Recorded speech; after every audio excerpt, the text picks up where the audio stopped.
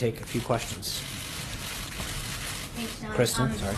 Over the weekend, in an interview on Fox, President Trump seemed to acknowledge that he does believe that Russia interfered in the U.S. election.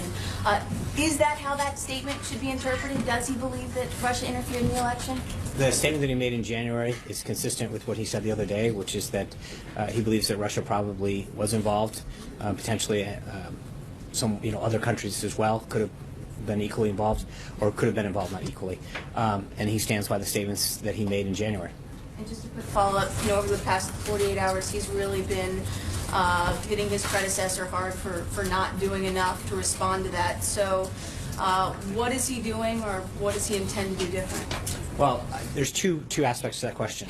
One is, if you believe the story that was written, that means from August through November 8th, two things. One, that if you believe that, then they did know about this, and there's some serious questions about what they did or did not do in terms of acting. And the second is, I think it's then pretty clear that they knew all along that there was no collusion, and that's very helpful for the president. But as to the point of what he's doing, that continues to be what I mentioned the other day. He signed an executive order on cybersecurity to strengthen our ability to combat anybody from interfering not just in our elections, but in a lot of our key infrastructure, cyber infrastructure. And secondly, he's got a commission that will continue to have more activities this month, looking holistically at the election process to make sure that we're taking all the steps to protect the integrity of our voting systems. Steve? The president tweeted that his predecessor did nothing in response to this Russian meddling. Curious what you think that Barack Obama should have done. Well, I don't. I think it's not just the president. I think Congressman Adam Schiff, ranking Democrat on the Senate, on the House Intelligence Committee, expressed very similar concern with what wasn't done. Obviously, I don't have all the understanding of what they knew and when they knew it, but there does seem to be a bit of hypocrisy in terms of what they didn't clearly do if they truly believed all of this was happening. But they, as I mentioned to Kristen just a second ago, I think what's also important to note is that if they did know all this, then they clearly do know that there was no collusion. At the time, what I'm sure a lot of us remember, in August and September and October of last year, the president was saying, and Mr. Trump was saying, I'm afraid the election is going to be rigged. I have to be honest. We're running against a rigged system. On October 19th at the debate, he was asked by Chris Wallace, will you absolutely accept the result of this election? And he refused to say. Is there any reason to think that Barack Obama, given all that, should have done more? Does the president believe that given what Mr. Trump was saying at the time, that Barack Obama didn't do enough and made it choke, I guess is the way to put it? And the president addressed that in the tweet, Steve. Obviously, he does think he should have done more if he knew all of this. What? I have not asked him what additional steps. I think his tweet made it clear that he does believe, if you believe the story, that he should have. Blake? Let me ask you about the Supreme Court decision today. They said that anybody that has a bona fide relationship with another person or another entity is still permitted. So in a way, it limited the initial or the second executive order. So I'm curious if the administration feels that what is now permitted by the Supreme Court does indeed protect the homeland. Well, again, I think it's a positive step forward. As I mentioned at the outset, the Department of Justice in particular is reviewing this in terms of both its implementation and its impact. So I don't want to get too far ahead of all of these brilliant legal minds as they review the impact. But I think, as I noted, I think the president feels he's very, very pleased with the 9-0 decision. Let me ask you about health care. John Cornyn said over the weekend that August 1st is the real drop deadline. Does the White House see it that way as well? You mean for final passage? Yes. I think we'd like to see whenever they leave for their August break, their August recess, it done by then. So I don't have at the tip of my fingertips when they plan to leave town, but whenever that date is, whether it's August 1st or 2nd or 3rd or whatever. What was the president's involvement over the weekend? How would you characterize that? He made several calls to multiple senators to hear their concerns and get their ideas and understand where they're at and what needs to get done. Eamon? Does the president still see this version of the travel ban as watered down and politically correct?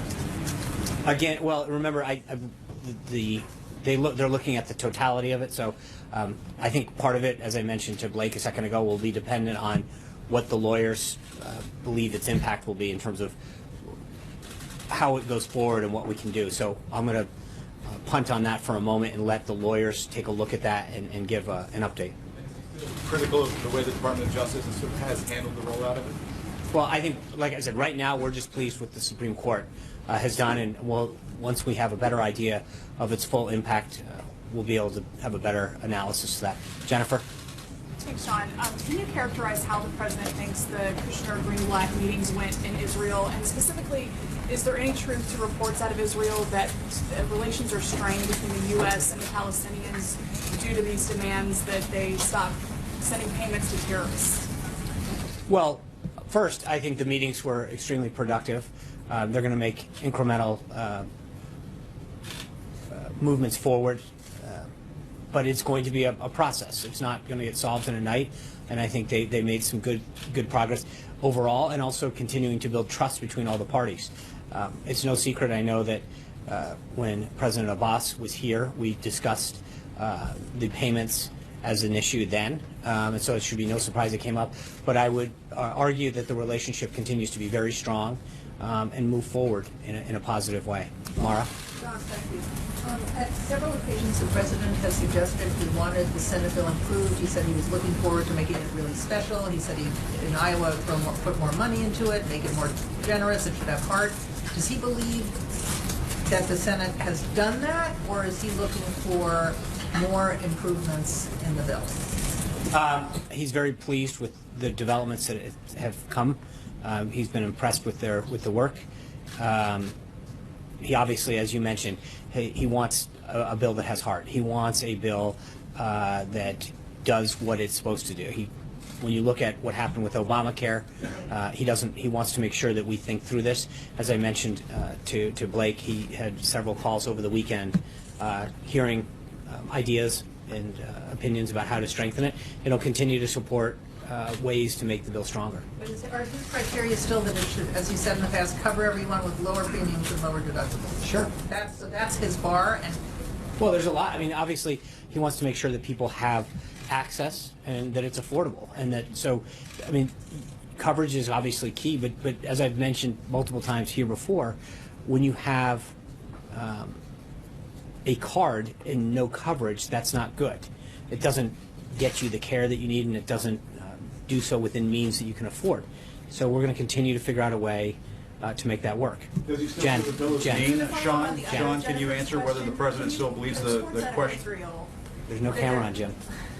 Maybe we should turn the cameras on, Sean. Why don't we turn the cameras on? Jen. Why don't we turn the cameras on? I'm sorry that you have to do. Jen, go ahead. Why not turn the cameras on, Sean? They're in the room, the lights are Was on. it not true that there were tensions and some strain between the U.S. negotiators, which were Jared Kushner and Jason Greenblatt, and the Palestinians? Is it not true that there were tensions and strain? I'm not aware of any. No. Okay, so no. When I talked to them about the trip, it was very positive. I'm not aware of any. I know that there was one story. I believe that story's been updated that came out of there, but I know that that's been updated. The president had said 2 weeks ago that he would have a press conference in 2 weeks on ISIS. As soon as I have an update on that, I'll let you know. And then the antitrust out of the European Union, they're expected to levy a fine against Google for over $1 billion. Do you have any reaction? I don't, not yet. Olivia. Do we have cameras on the president? Hold the press conference, The Sean. first one is Senator Sean. Corker says he will use his authority as Senate Foreign Relations Committee Chairman to block Right. arms sales to Saudi and Qatar until that crisis is resolved. Is that a constructive step in your view? I think we share Senator Corker's goal on two fronts. One, obviously, we want to resolve this situation. I know that the states that are involved are viewing this as a family matter, and Secretary Tillerson is helping to facilitate some of that. We believe that's positive. We share that concern, and we also share the concern about terror financing that Senator Corker has, and I think we can work together on both of those goals. One more for you. In one of your answers on the Russia meddling, you said other countries either were equally involved or involved. Yeah. What other countries? I don't. I'm just the statement that the president gave, and I didn't have it off the top of my head. In January, said I believe that Russia was probably involved, and there could be. I think he said, and there could be others as well. Whatever that statement was, I just. intelligence finding? Is that just hypothetical? Well, I don't understand Again, what that it's the rests same statement that he's had since January. I mean, Alex. Will President Trump rely on that previous list of potential conservative Supreme Court justices for future picks? What's that? Will President Trump rely on that previous list of 21 potential Supreme Court justices? I'm sure that that'll definitely be a strong part of it. I can't say that there won't be someone added on or not, but you know, that proved to be a very, very helpful list the first time. He feels very comfortable with the list, but I can't say for certain that there's no one that couldn't get added to a future list. Zeke? In response to the Russian question, you used the conditional if this story is true. I was hoping you could provide some clarity of whether or not the president believes this is an accurate statement. Has he been briefed on that? On what President Obama knew, and also given that he was briefed along that same timetable by the Intelligence Committee, and then separately on that, does the president have a response to any retaliatory measures if he believes Russia was behind this? So I'm sorry, I'm trying to figure out what part of I'm asking, does the president believe that Russia was involved in an attempt to influence the 2016 election? And then if so, what is he going to do in response to Russia's doing that? Well, I think I mentioned this to Kristen, and I'll say it again. I mean, he's answered this question since January, that he said Russia is probably involved in this. And then secondly, he's been taking steps to ensure that our cybersecurity network. I understand that. Well, I'm not going to get into specific details, but I will just say he's taken steps on both of those fronts and on the election integrity. And just a separate question. Yesterday, in Israel, Prime Minister Netanyahu reversed on a planned deal to create a third sort of gender-neutral airspace at the Western Wall. A number of American Jewish groups are blasting the Israeli Prime Minister. Does the White House have any statement? Has there been any contact on this sensitive issue? And does the White House take any position on that issue? I don't have anything for you on that right now. I would probably refer you to the State Department. Anita? I have a couple questions about the Supreme Court decision. I don't really understand the practicality of it. I understand they're going to take it up in the fall. But one is, do you still need a 90-day review now, or has that 90 days has already passed? And secondly, in the fall when they take it up, I think the court also addressed, won't the point be moot by then? I mean, you'll have a number of months to implement this and have the review process, so what's the point? Well, again, I'm going to let the Department of Justice fully analyze this, but obviously there are certain things that were enjoined when both the Fourth and the Ninth Circuits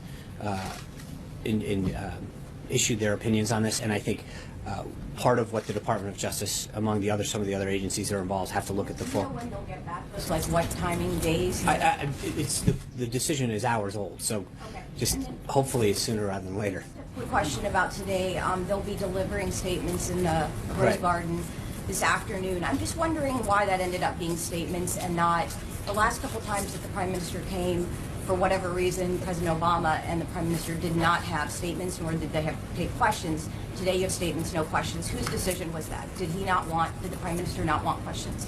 I'm going to just say we obviously, on each visit, there are discussions at the diplomatic level back and forth about whether it's, what will go into that visit, what issues will be discussed. All of those kind of things get worked out by the two teams, and I'll leave it at that.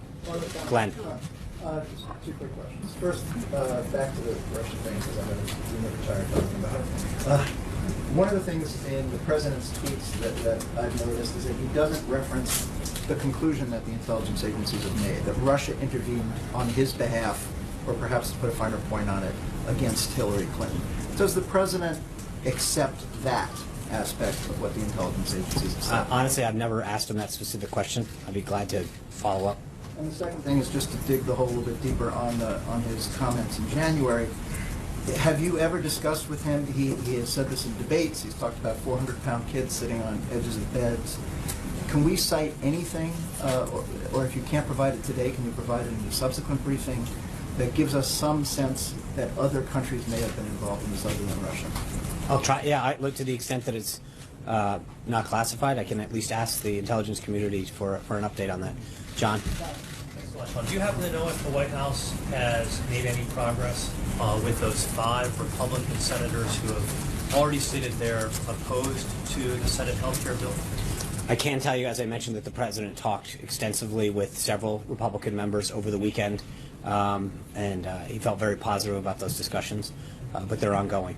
tell us those who phone they were? calls with those particular Yeah, tell us who they individuals? were. What's that? Fine. I know, for example, I know he's talked to Senator Cruz, he's talked to Senator Paul, I believe he's talked to Senator Capito, Senator Johnson. I don't have the extent, but I know those individuals in particular, and I think several others. And then one thing that you mentioned at the top in your statement, and the president also put in his tweet, you mentioned that the Supreme Court ruling, which came out today, as it relates to the travel ban, was unanimous, 9-0. Where are you getting that particular number from? Because it was a per curiam ruling by the Supreme Court, meaning we don't know the actual breakdown of the court in voting for this particular decision.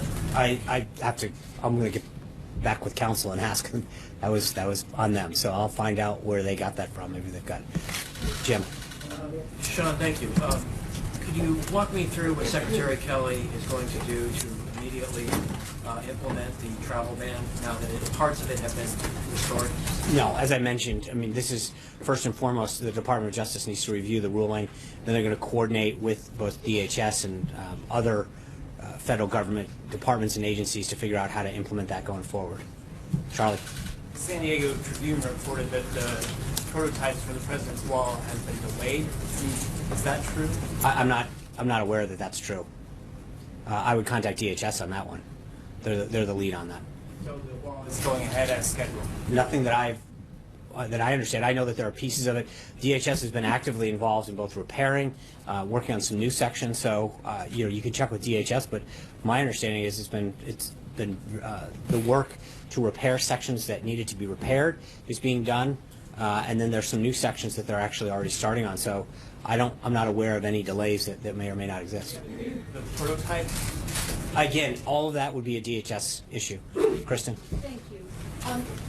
When asked about what actions President Trump might take against Russia in retaliation for meddling in the election, you cited the cybersecurity executive order. Can you be more specific, though? Does he support, for example, the new bill for a fresh round of sanctions against Russia? Well, the new bill that the Senate parliamentarian ruled didn't follow proper procedure. So, I mean, there is no new bill at this time. The House is looking at taking up legislation. Does he support a new round of sanctions? It depends on, I mean, let's see what the bill looks like. I'm not going to comment on a hypothetical. Does he support some type of punitive action directed at And do you know, Russia when it comes to how the president works, he doesn't telegraph what he's going to do on a lot of these things. He does a lot of quiet diplomacy.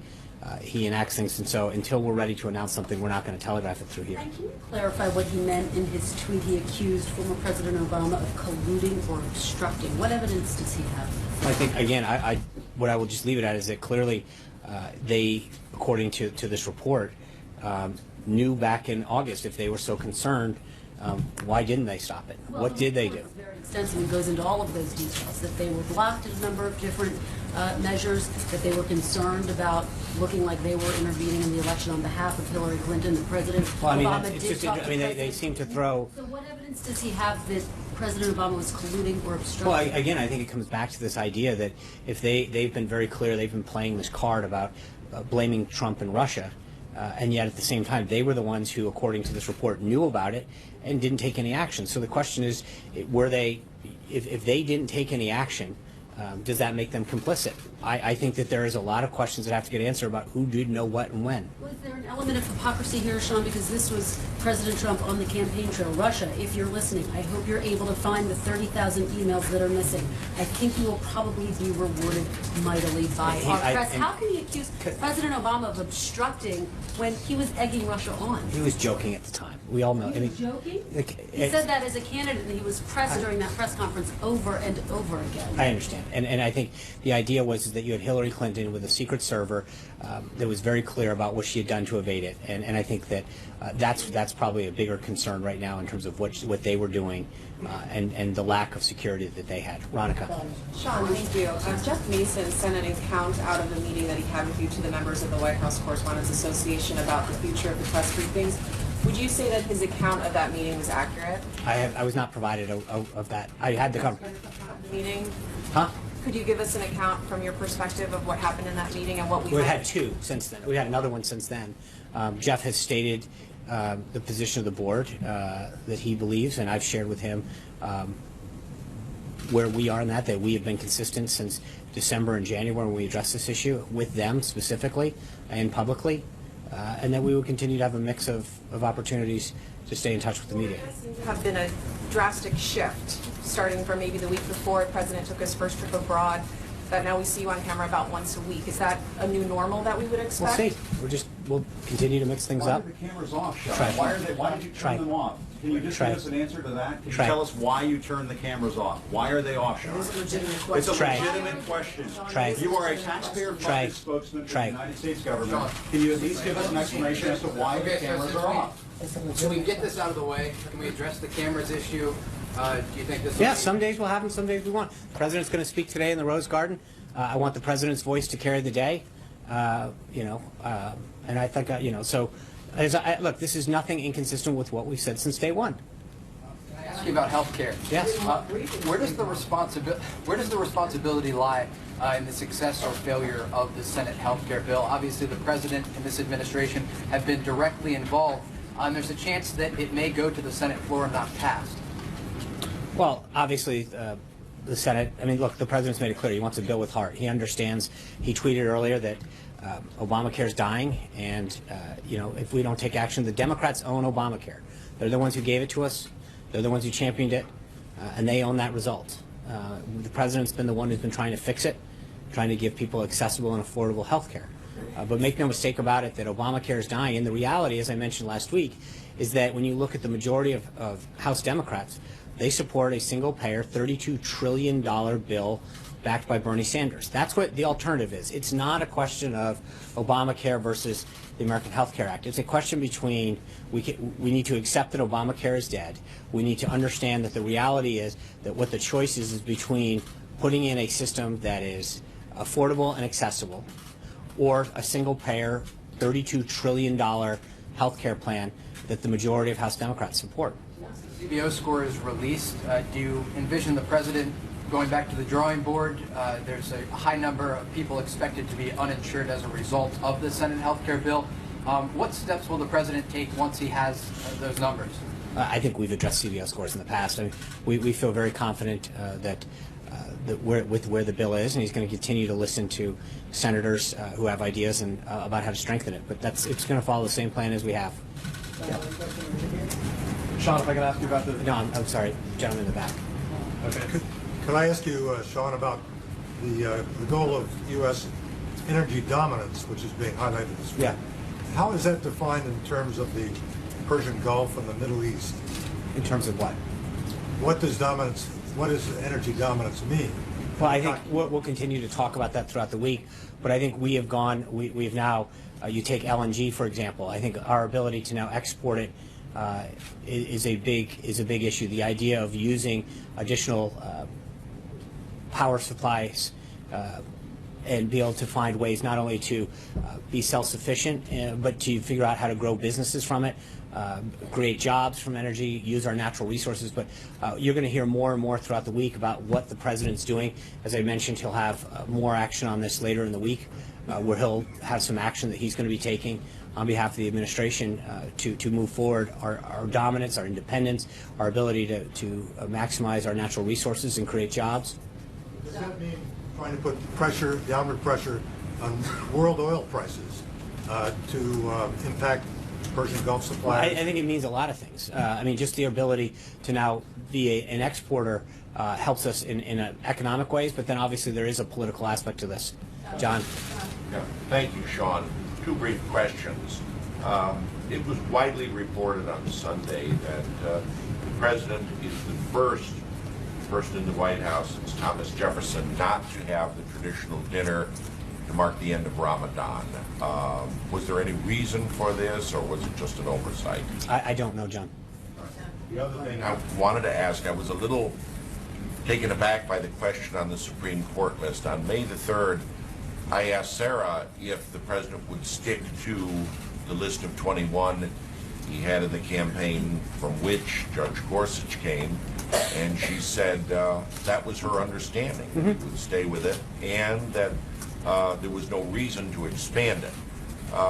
Has there been any discussion or change of policy in the month between her statement and what you just said? Well, look, my only point is that, as we fill a lot of vacancies at the circuit court level, all the way up and down the judiciary, There may be people that come into contact that are highly qualified for one reason or another, and that the president may choose at some point down the road, if there's ever a vacancy, to consider someone else.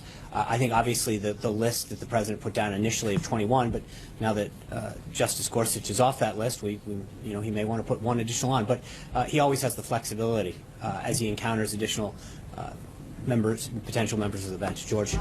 Do you approve of the attacks on Senator Heller by allies of the president, and is there any danger of putting a Republican Senate seat at risk? Well, look, I think we're going to work with all of the senators to try to get their support on the American Health Care Act.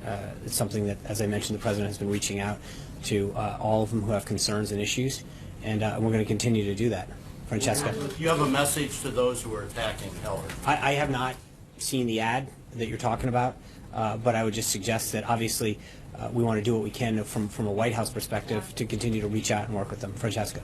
John, you mentioned that the president had been in touch with some of the senators who had concerns about this health care bill.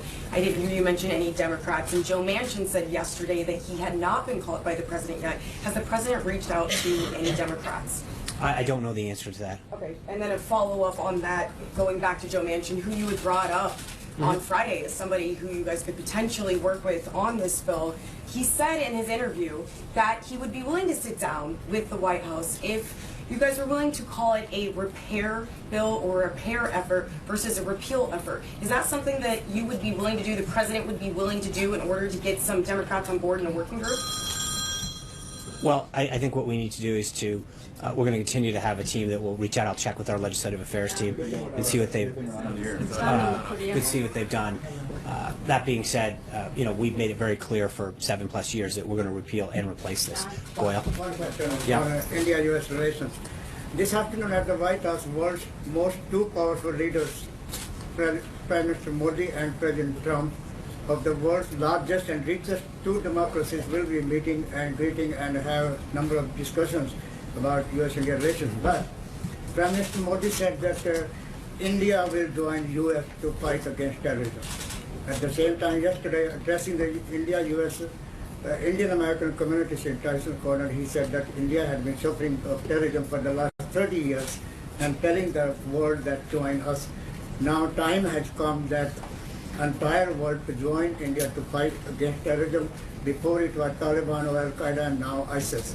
And what is you think going to happen after fighting against terrorism? As you mentioned, I mean, they're going to have a long opportunity today to meet and then have dinner together. They'll talk about their ongoing cooperation, including areas like counterterrorism, our defense partnership in the region, global cooperation, etc. But I think that energy, there's a lot of things that they're going to have an opportunity to discuss, but that will definitely be one that they have plenty of time to discuss. And after they're done, we'll have a readout for you, and we'll make sure that you know what areas they covered, and hopefully what ground we've made up. Thank you, guys. See you later. Thank you, sir.